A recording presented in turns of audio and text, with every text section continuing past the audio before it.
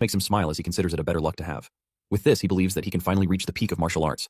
He notices that there are other babies around him, and since he's in a separate building, he figures out that he must have been reborn into the Dragon family.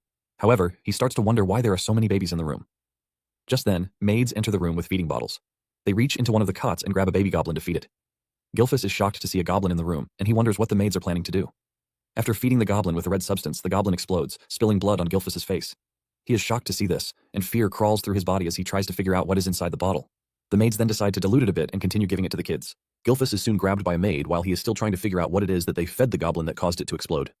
He can clearly see that the content of the bottle is not milk, but it seems to be overflowing with magic. He cannot believe that the maids are feeding babies with something so dangerous. The maid pushes the bottle into his mouth, and when he gets a taste of the bottle's content, Gilfus finally realizes that it is ancient dragon's blood. He cannot believe how insane they are for making babies drink dragon's blood. He finally realizes why they said they are going to dilute it. He decides that he needs to spit it out, but remembers that he has swallowed it a little bit. However, he concludes that a little amount will not kill him. He notices that the other babies are also spitting out the substance and decides that this is the best thing for him to do before he explodes. Just then, it dawns on him that he might be making a mistake by spitting it out. He realizes that if he absorbs all the magic power, he might end up surpassing his past self and finally reach the peak of martial arts. He doesn't have a clue what is going on, but he decides to use the situation to the best of his ability. He drinks everything in the bottle with a face determined to show everyone why they shouldn't mess with him. Even the maid is shocked to see that Gilfus is happily consuming the dragon's blood that is being fed to him. The maid is also glad that things are working in their favor. After he is done drinking the entire bottle, he is placed back in his cot, and he realizes that the other babies also survived the ordeal. Just like a regular baby, he starts feeling sleepy from enjoying a good meal. 7 years later, Gilfus is seen practicing his strength skills by placing a boulder on his feet while doing a one-handed push-up. He reaches 1,000 push-ups before pushing the stone away into the distance. He stares at his bulked body, and he admits that he loves it.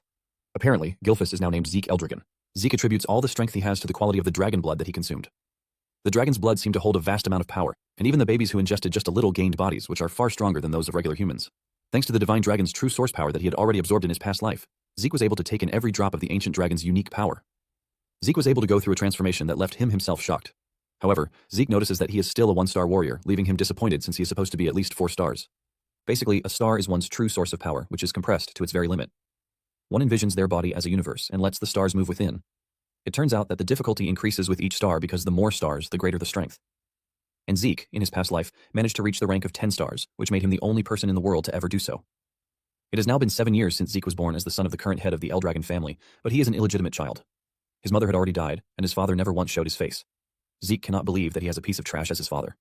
Apparently, he reincarnated a millennium later, where the world has become a place for the weak to die at the hands of the strong. There is also a strange ritual known as the Dragon's Trial.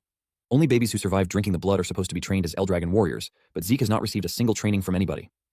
He tries asking the maid some questions, but the maid simply answers that she is not at liberty to say it. Zeke vents out to the maid, reminding her that those who